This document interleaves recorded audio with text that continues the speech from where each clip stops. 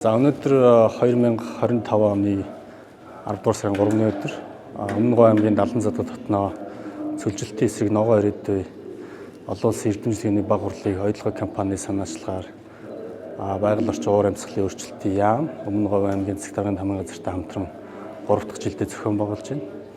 За энэ хурлын гол зорилго бол бодлого боловсруулагчдад цөлжилтийн эсрэг тэмцэхэд шаардлагатай байгаа арга хэмжээг сануулгах, ойлгуулах, шаардлагатай байгаа бодлогын өөрчлөлтийг санал болгох, за мөн түнчлэн иргэд олон нийтийг цөлжилтийн эсрэг уриалан дуудах, соён гээгэрүүлэх ийм зорилготой хурал юм байна.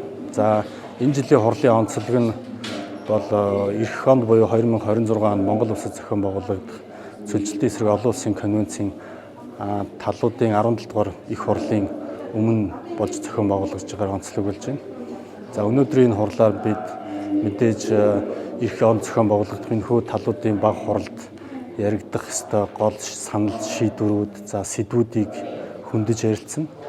За ингэснээр эх жил олон улсын хурал дээр энэ сэдвүүд бол бэлтгэлтэй болсон, олон нийтэд хүрч ойлгогдсон ийм боломжтой болж байгаамаа.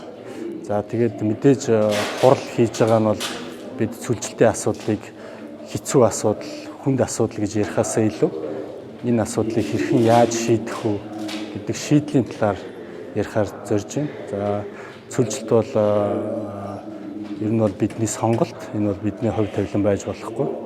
Харин цөлжилтийг хэрхэн яаж даван туулах вэ, яаж сааруулах вэ, яаж зогсоох вэ гэдэг маш чухал сонголтын өмнө бид зогсож байгаа учраас энэ хурлаар дамжуулаад сонголтоо зөв хийхэд шаардлагатай бодлого боловсруулах, за бодлогын өөрчлөлтийг бол бид нар ярилцсан гэдэгтээ итгэлтэй байна. За өнөөдрийн хурлаас гарах гол үр дүн бол бодлогын шийдвэр, бодлогын өөрчлөлт. За энд яригдж байгаа эрдэм шинжилгээний судалгаа шинжилгээний ажлуудын үр дүнг хэрэгжүүлэхэд бидэнд бодлогын өөрчлөлт зайлшгүй хэрэгтэй байна.